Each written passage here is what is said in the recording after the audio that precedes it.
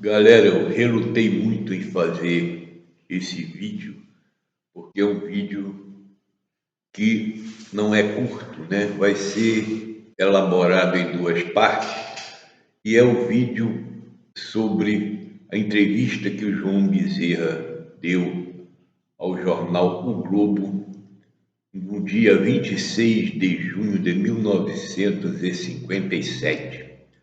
Eu vou dividir essa entrevista em duas partes, e essa é a primeira parte. A entrevista é cumprida, eu vou entrar diretamente dentro da entrevista, onde ele fala sobre a perseguição ao bando de Lampião. E logo no primeiro parágrafo, você vai notar que o primeiro parágrafo dele falando sobre a perseguição, que ele estava dando essa entrevista porque tinha gente que estava querendo vulnerar, né, a história dele com a morte de Lampião. E quem queria vulnerar essa história? Vulnerar quer dizer não acreditar, dizer que aquilo tudo é mentira, ninguém menos do que Manuel Neto, o Nazareno, né? Manuel Neto, que foi o policial entre todos eles que mais perseguiu Lampião, mais entrou em confronto direto com o bando de Lampião, né? Então, o Manuel Neto não acreditava. O Manuel Neto era um Nazareno. Então, você vê que existe pesquisadores picaretas que insistem em dizer que os nazarenos reconheceram a cabeça de Lampião na escadaria de Piranha, porque os nazarenos, supostamente, é o que conheciam mais o Lampião, porque conviveram com ele, né, desde criança. E o Manuel Neto não acredita na história de João Bezerra, indicando que, desde os primórdios dessa história de Angico, existiam até dentro das forças policiais membros que não acreditavam nessa história, mas como existiu a ditadura, essa história era, né, da mídia, etc. e tal, ficou por isso mesmo. Mas vamos entrar dentro da entrevista do João Bezerra. Detalhes inéditos sobre o fim do bandoleiro. O repórter solicita ao coronel João Bezerra que focalize a morte do famigerado Virgulino Ferreira, comissionado como capitão por decreto do governo Arthur Bernardes. Está falando aqui, galera, sobre a patente de capitão que foi dada ao Virgulino Ferreira por Padre Cícero. Dizem que não foi, mas Padre Cícero acolhe ele lá no dia exatamente da morte de Floro Bartolomeu. Já falei sobre isso no meu livro e em vários vídeos. Então, o Bezerra fala: está certo, vou devassar para vocês passagens que nunca pude devassar sobre os meus passos para chegar a Lampião. Que nunca pude devassar. Ele escreveu um livro poucos anos depois. Por que ele não devassou nesse livro? Por que ele vai devassar agora na entrevista? Galera, isso é um ponto muito importante, porque a história de Angico, eu sempre digo, foi contada, né, do final para o começo. Aí eles tentam ajambrar a história porque foi feito naquele oba-oba lá, ninguém jamais achou que ia ser esmiuçada ou que alguém iria dizer que não ocorreu daquele jeito. Você vê que o próprio Nazareno Manuel Neto já coloca uma pedra no sapato do Bezerra desde o começo, e o Bezerra se viu na incumbência de tentar explicar. Aí ele começa a inventar, você vai ver, galera. O coronel João Bezerra, ereto na cadeira e policiando todas as anotações do repórter, reconta então desde o seu início a caçada e desencadeando-se na Interlândia das Alagoas e de Pernambuco, mobilizou a atenção nacional. Seu tom de voz agora torna-se mais duro. Fortemente apoiado pelas autoridades, comecei por efetuar sindicâncias para a localização do grupo.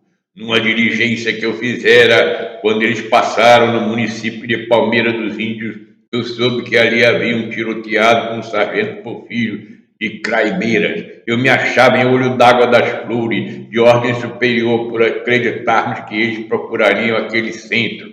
Encontrava-me de Vestarque na boca da barra, mas lá eles não compareceram.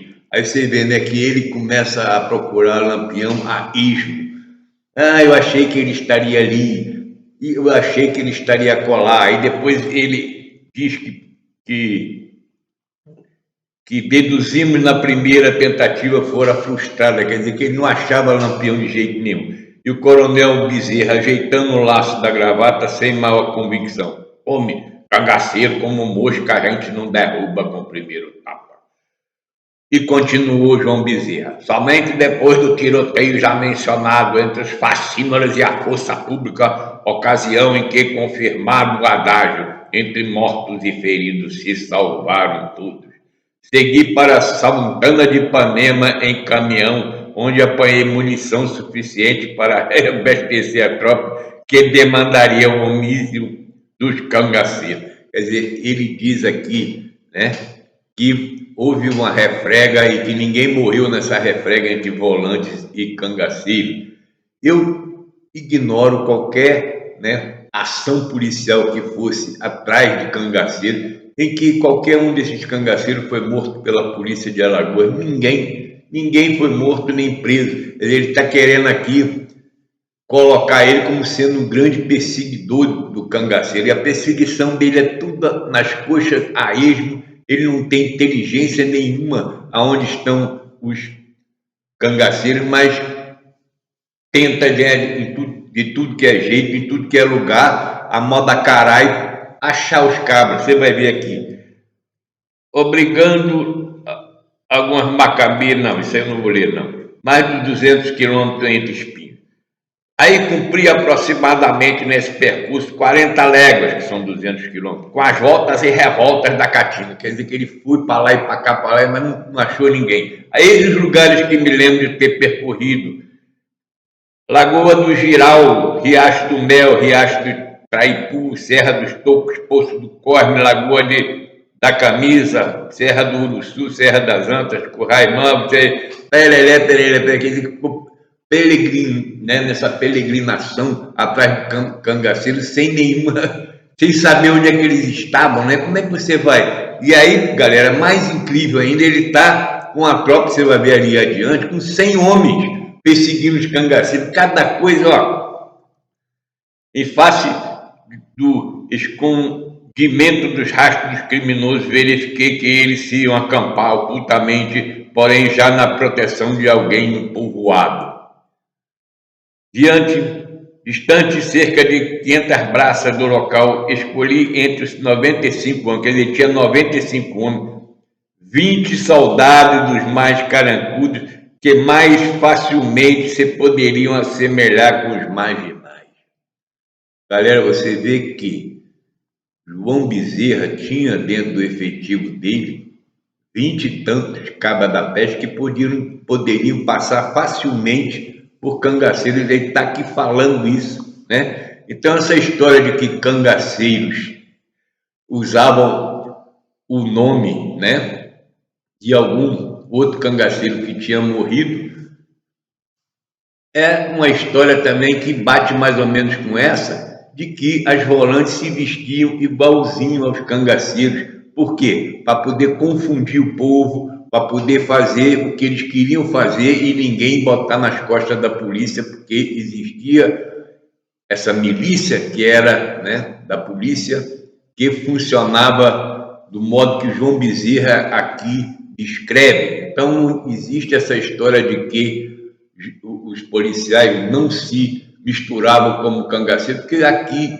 nessa entrevista, o Bezerra deixa escapar. Para poder fazer investigações diretas, quer dizer, eles iam pousar como cangaceiros para fazer investigações diretas. E as outras coisas? E as outras mortes e os outros roubos, etc. e tal, poderia ser colocado, né, em cima da fama dos cangaceiros, quando na verdade era uma milícia. Do qual fosse percebendo que nas maiorias casos de negócios havia um aspecto de indignação, abordei o comerciante sobre a existência ou passagem de cangaceiros por ali. Ele redarguiu que ignorava totalmente o fato, Sondei os demais, mas nenhuma informação obtive a respeito. Meu ato subsequente foi retornar ao seio da tropa no acampamento. Um leve desânimo desenhou-se em meu espírito. Agora vem a parte também, uma das partes que é mais inacreditável dessa história.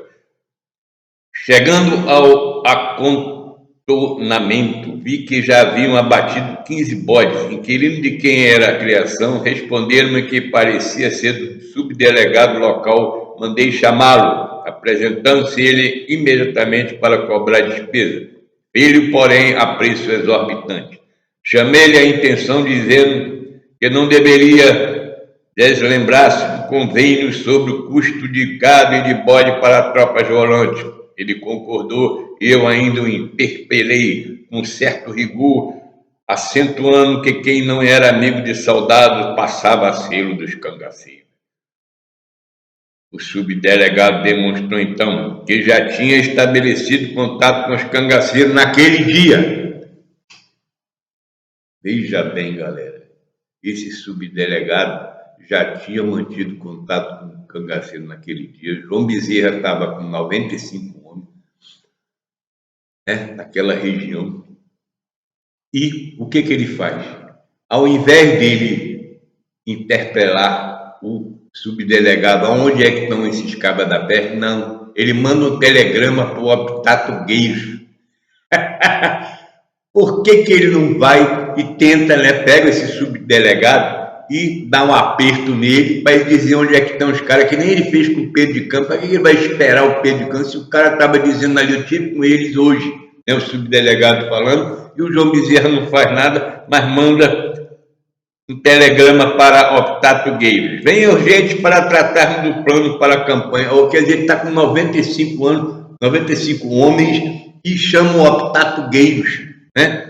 Desta feita obteremos os melhores resultados de toda a ofensiva contra o banditismo. Não quis ser mais explícito, visto como naquela época os telegrafistas eram quem mais prevenia os cangaceiros. Vamos lembrar dessa história aqui, que João Bezerra está dizendo que os telegrafistas avisavam tudo aos cangaceiros, né? Obtive pouco depois a resposta que transcrevo: deixo de atender ao vosso pedido. O Optato Gueiros não vai, porque diz que os caminhões estão quebrados. Aí esperei mais 3 dias para... Aí ele fica lá esperando 3 dias para o subdelegado voltar, né? Ele deixa o subdelegado ir embora e fica esperando 3 dias para ele voltar para dar algumas informações para ele onde é que estão os cangaceiros. Quer dizer, meu Deus do céu, não dá, galera. Aproveitei a boa vontade do sargento Domingos Cururu e ordenei ele que, regressando o subdelegado, ele me batesse duro. Nunca aconteceu. Retirei-me, pois com a minha presença ele não tornaria. Segui então para Águas Belas. Quer dizer, ele está para lá e para cá. Águas Belas, aí vai nesses lugares todos, 30 lugares diferentes, 20 municípios, procurando os cangaceiros, quando ele já sabia que os cangaceiros estavam ali, o subdelegado falou para ele. Aí ele vai embora do local, não faz nenhuma sindicância. Inacreditável. Aí ele fica falando que ele foi para lá, foi para cá, foi para Águas Belas, aí ele viaja o sertão inteiro, né? Aí no final, galera, ele fala assim: segui imediatamente com a tropa, tendo convidado por telegrama o coronel Lucena, a fim de nós juntarmos em Barro Branco. Já está indo para outro lugar chamado Barro Branco. Acertamos aí o esquema de ação policial com o coronel Lucena, passando-me o comando de toda a tropa em manobra, determinando ainda que eu fosse para Mata Grande com o aspirante Ferreira, para que ele, 3 dias após, iria levar nossos vencimentos e ultimar providência, porventura não assentada até aquele instante.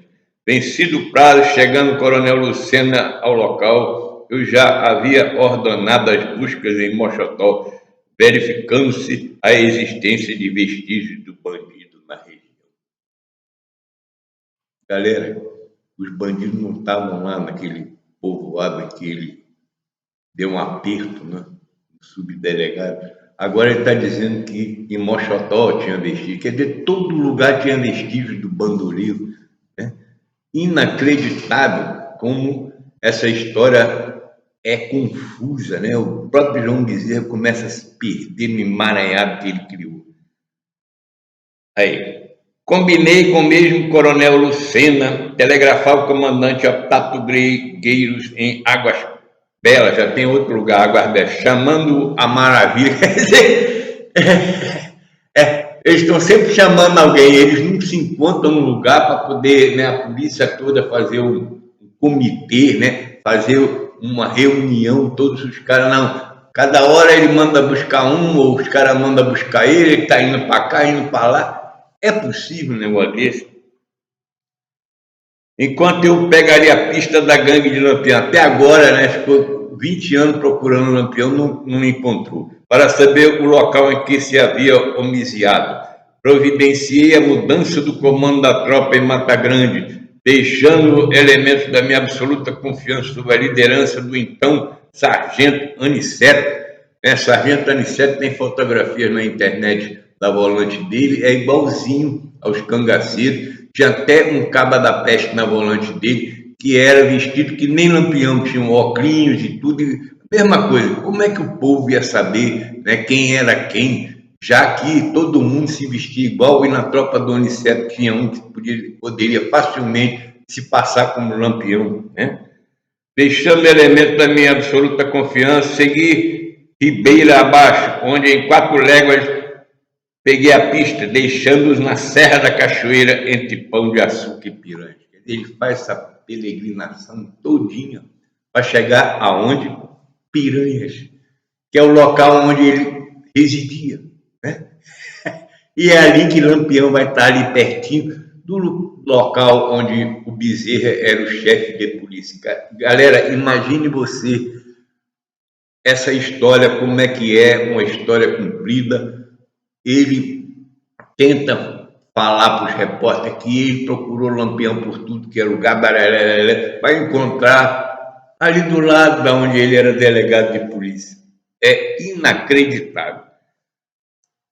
Aí, continuando, Coronel João Bezerra serve rapidamente o cafezinho, assinala que as minúcias que nos está dando nunca foram antes anunciadas e adjunta. Só falar uma coisa aqui. Ele deu essa entrevista, mas quem estava com ele na entrevista era o Major Ataíde, que era adjunto militar do governador de Alagoas. Quer dizer, ele estava dando essa entrevista com um militar olhando tudo e ouvindo tudo que ele estava dizendo, para ele não falar besteira, mas mesmo assim ele desencadeia uma besteirada atrás da outra. Verifiquei então que no rumo por eles escolhido iriam diretamente à Serra do São Francisco, que estava próxima à margem do rio do mesmo nome. Propus-me demandar Piranhas, objetivando abastecer a tropa e, como era dia de feira, estudar psicologicamente a fisionomia de cada um dos coiteiros que por ali aparecesse, o que foi feito com precisão. Ele aqui dá a entender que ele é desconhecido em Piranhas, né? Porque você vai ver depois, ele bota um óculos escuros, etc e tal, e Piranhas é a cidade onde ele mora. Meu amigo.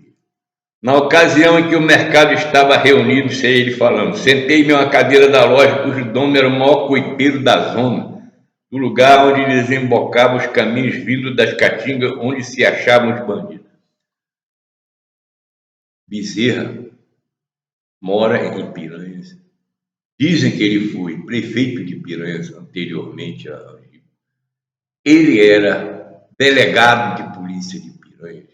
E dentro da cidade dele, na feira, ele está aqui confessando que, né, cujo dono era o maior coiteiro da zona, quer dizer, dentro da jurisdição dele, galera, ele tinha, né, na própria cidade que ele era o delegado de polícia, tinha os maiores coiteiros da região.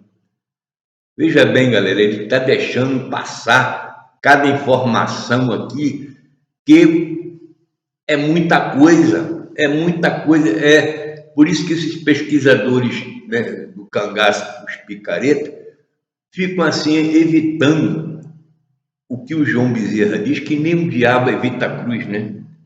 Aí ele manda um telegrama, olha só outro absurdo. Aqui a gente tinha acabado de falar que ele manda que os telegrafistas eram os informantes dos cangaceiros. Aí o que ele faz? Ele manda um telegrama. Olha só, eu fui ao telégrafo e passei um telegrama a mim mesmo, assim redigido. Tenente João Bezerra Piranha, venha urgente, Lampião está com todo o grupo em Mochotó. Capitão Eupídio, delegado de polícia. Galera, essa é a parte mais importante dessa farsa que foi Egito, que esse telegrama vai parar nos ouvidos de Lampião, onde o João Bezerra diz que ele tá indo para Mochotó com a tropa inteira. Aí tem aquela história. Essa entrevista é muito grande, galera. Tem tanta merda nessa entrevista que vai demorar uns 2 ou 3 vídeos para eu fazer. Mas de qualquer maneira, aí ele fala assim: Lampião está com todo o grupo em Mochotó, capitão Opídio. Ele inventa o capitão. Despacho fora feito falsamente, como saindo de Mata Grande. Com isso, visava bigodear os coiteiros e verificar sua reação. Entreguei o documento ao estafeta depois de carimbado e retornei à minha cadeira. Eu nunca disse essas coisas ali. Claro que não, né? Você inventou essas coisas todas depois para poder dar alguma continuidade à narrativa do seu livro, que não foi bem aceito nem pelos policiais, né? Companheiros seus de farda. Chegou o estafeta, entregou o telegrama e passei o recibo. Aí olha só o absurdo que ele fala agora. Comentei então em tom provocativo. Isso é ele falando para a feira inteira, os coiteiros inteiros lá. Cangaceiro na qualidade, gente. Li a seguir o telegrama em voz alta e grande número de coiteiros se acercou para ouvir-me melhor. Através dos óculos escuros, vi que eles estavam mangando de mim. Galera, vamos parar por aqui nessa primeira parte. Essa ideia de que um comandante da Volante não ia guardar o sigilo absoluto se ele soubesse onde o Lampião estava, não. Bezerra alardeia para todo mundo que eles sabem onde o Lampião estava lá em Mochotó. Eu vou atrás dele em Mochotó. Quer dizer, quem ia cair nessa história de João Bezerra, do telegrama falso, né? Se o Lampião tinha os telegrafistas no bolso, eles iam saber, esse cabra aí, Tenente João Bezerra, mandou um telegrama para ele mesmo, Lampião.